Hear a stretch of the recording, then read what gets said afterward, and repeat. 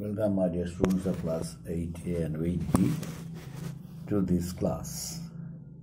Today I am going to teach you the same lesson, growth of nationalism and Indian National Congress or Indian National Movement. Here there are some points I have given for you. Number 1, Queen Victoria's proclamation.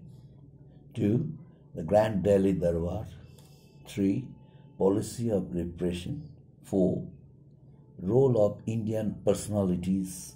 5, reaction of the British against Indian National Congress. So these are the 5 points out of which you have to answer, you have to understand the basic concepts of the 5 lessons, one after one. The first and foremost point I am going to explain you, that is Victoria's proclamation. Who was Queen Victoria?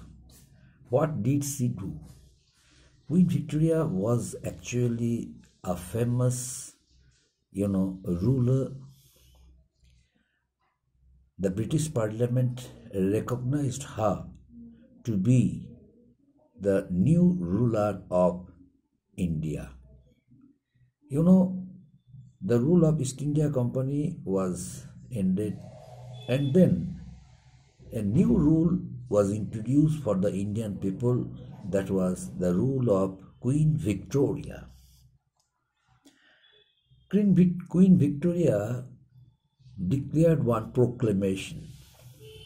That very proclamation is known as Queen Victoria's proclamation, right? Now, what is Queen Victoria's proclamation? What did she do with her proclamation?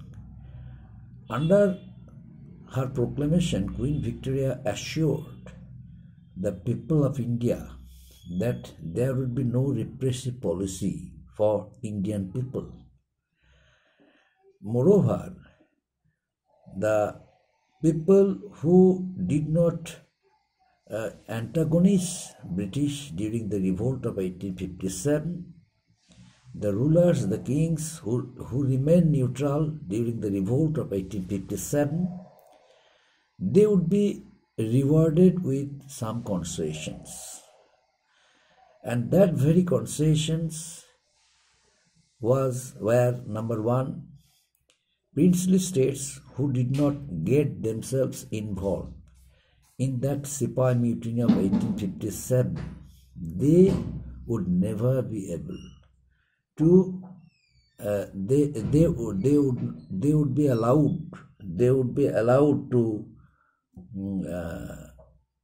allowed to enjoy their rights. What rights? What type of rights? The rights of enjoying their states, their sovereignty, and the previous acts which were passed by Lord Wellesley and Lord Dalhousie respectively. Number 1, Lord Wellesley's subsidiary alliance and Lord Dalhousie's doctrine of lapse, these all were declared to be null and void.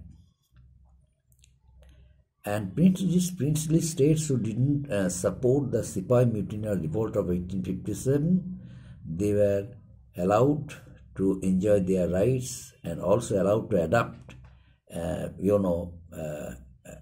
to take adopted son. If they had no legal issue, they could adopt son and could make them the heir to their thrones. And no territories, no state of India would be annexed by the British. Queen Victoria, in her proclamation, assured it before the people of India. Besides, Queen Victoria took an oath before the people of India that no repressive policy would be followed for the Indian people. And next point, the Grand Delhi Darbar. The Grand Delhi Darbar was held in order to commemorate the remarkable image of Queen Victoria, since Queen Victoria was sent to be the new ruler of India. That's why the Grand Delhi Darbar was held.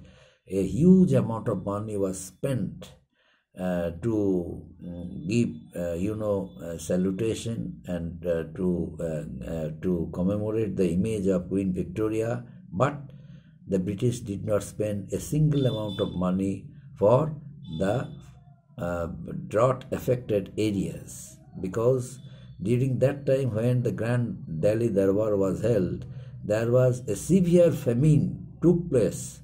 There was a severe famine, severe famine caused deaths of millions of people, and dead bodies were openly found here and there on the road.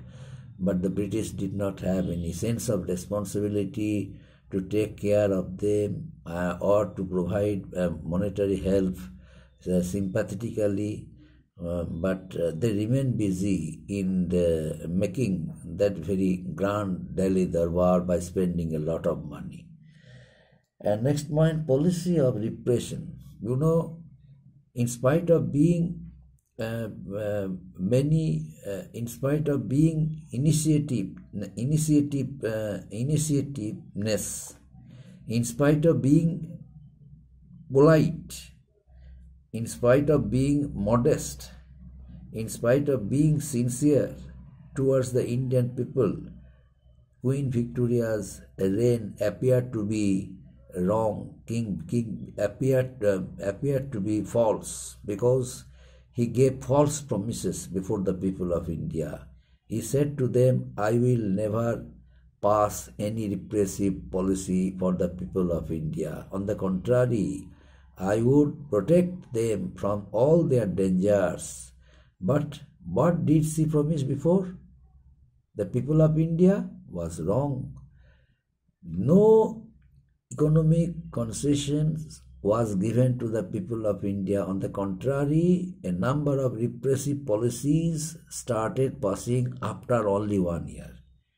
In the year 1877, Queen Victoria assured the people of India that during her reign, no repressive policy would be followed for the Indians. But within 1 year, means in 1878, 2 repressive policies were passed by Viceroy Lord Lytton. One was Vernacular Press Act and another one was Arms Act. And what is Arms Act? What is Vernacular Press Act? I taught you for several times. I think you would better understand it. And next point, role of Indian personalities. A number of Indian personalities mean educationists, highly rich people, scholars, distinguished persons of our society, of our country. They dedicated their lives for the noble cause of country's freedom, country's liberty, and they decided to remove British rule from the grassroots level and decided to be ruled by themselves. For that reason, they started writing a number of articles, number of things, number of poems, number of things, which number of subject matters which might give inspiration to the revolutionaries as well as political leaders. For that reason, the Indian revolutionaries got inspiration from their writings. It was Bankim Chandra Chattopadhyay wrote the famous novel Anandamath. It was Rabindranath Tagore wrote Gora. Besides, Vishnu Shastri and other personalities also wrote a number of poems, number of novels, encourage the people. Rabindranath Tagore, wrote that very poem of 5 stanzas, out of which only first stanza was taken as the national anthem, Jana Gana Mana Adhinayaka, you know. And Bankim Chandra Chattopadhyay is that very song which is known as National Song of India, Bande Mataram. It was written by, Bankim Chandra Chattopadhyay. So they encouraged them, the revolutionaries of India, and also inspired their nationalistic aspiration